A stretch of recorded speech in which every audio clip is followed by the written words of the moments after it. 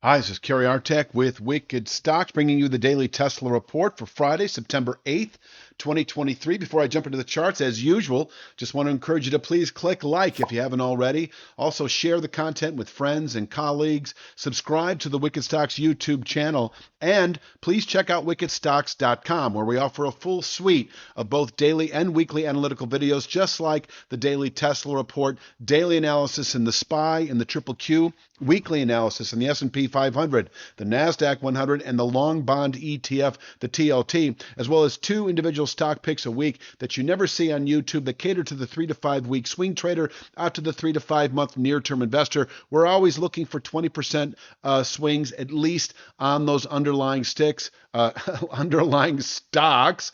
Last week was Netflix and IBM. Actually, IBM was earlier this week. I forget all the stock picks. We do two a week. And in fact, just on Thursday, we put out Snowflake, the cloud-based computing company out of Bozeman, Montana, a large cap corporation setting up for some good stuff. You should check it out. If you set up an account with wickedstocks.com, we offer a 5-day free trial up front. So you're not charged until after your 5th day. And so you can bow out during that 5 days if you don't like what you see. But I suspect you will like what you see, and you may just stay on for the long haul. Anyway, let's check out the Tesla chart.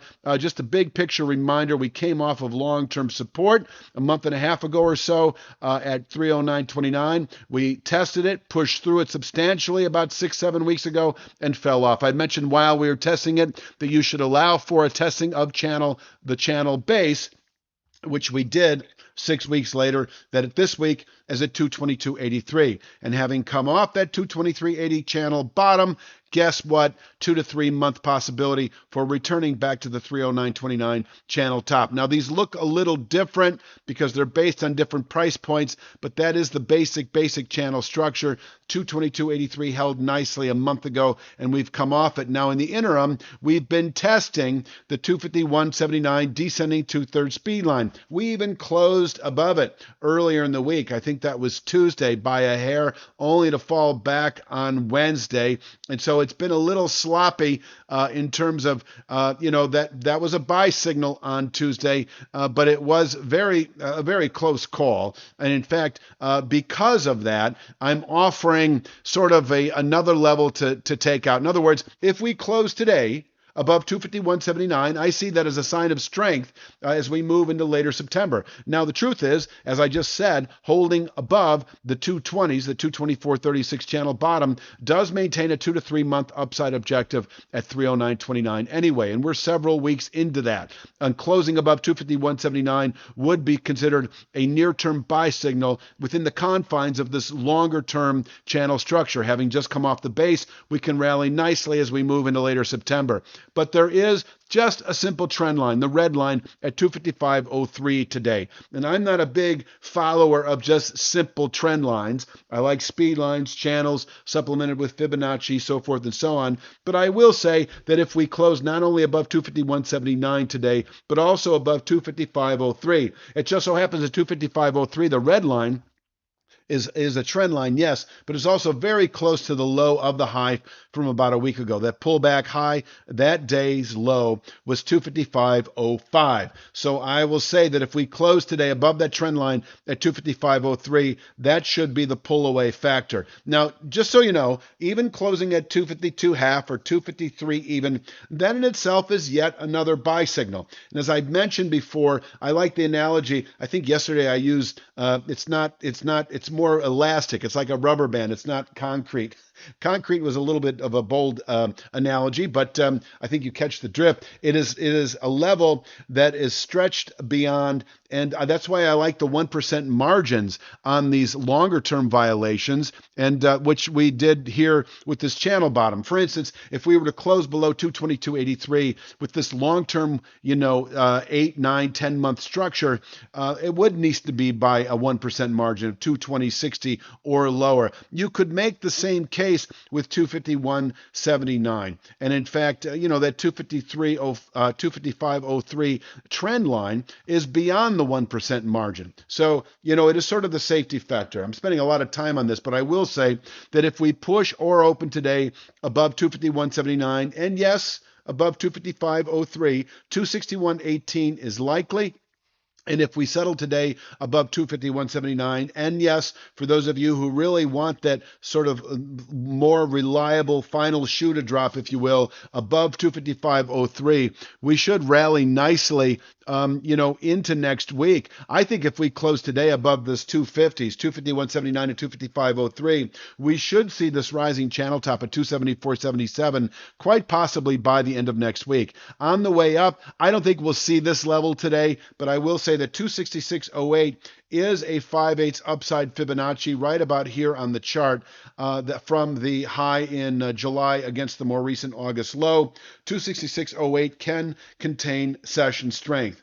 But 274.77, I'm going to call a 1 to 2 week target if we close today above 251.79. And if you want a little bit more reliability, above 255.03. 274.77 rising daily, able to contain weekly buying pressures when tested.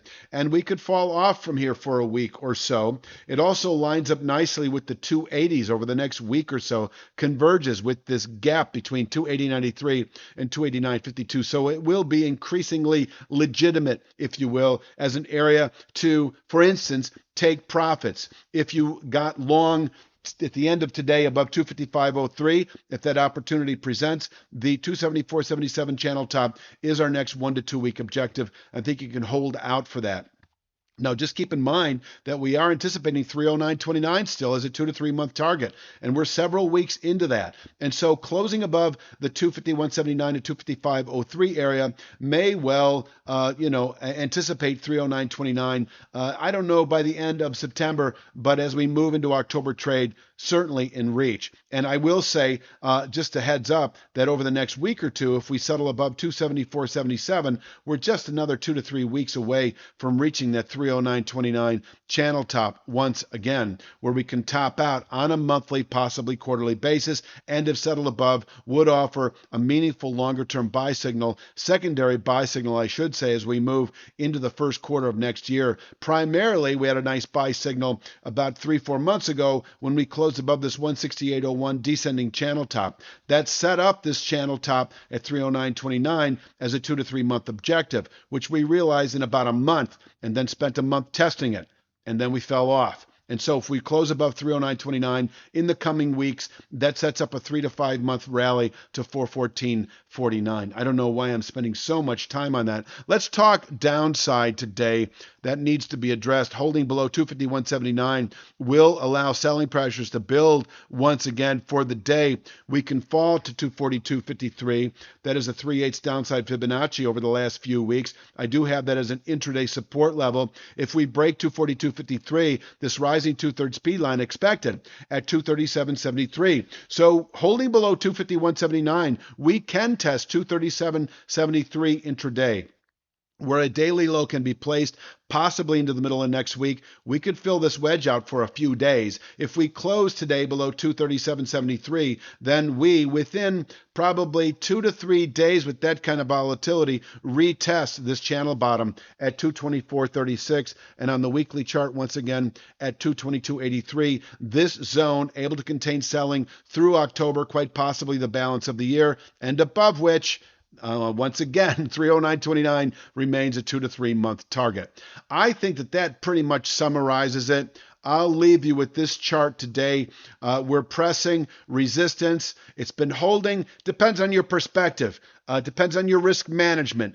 All kinds of things play out as to whether you could say that this 251.79 level held nicely. I say it has so far, albeit with a head fake a few days ago. But if we close above it, 251.79, and certainly above 255.03, then we see bullish continuation through next week into the mid 270s and climbing 274.77. Until then, we can, over the next week or two, fall back into the 220s, where where support allows for longer term bullish entry on Tesla. I haven't covered options today. I usually do, but I'm going to leave it at that for Friday's Tesla report. I'll be back Sunday afternoon, of course, with Mondays. And please click like, share, subscribe, and check out wickedstocks.com. You have a great weekend.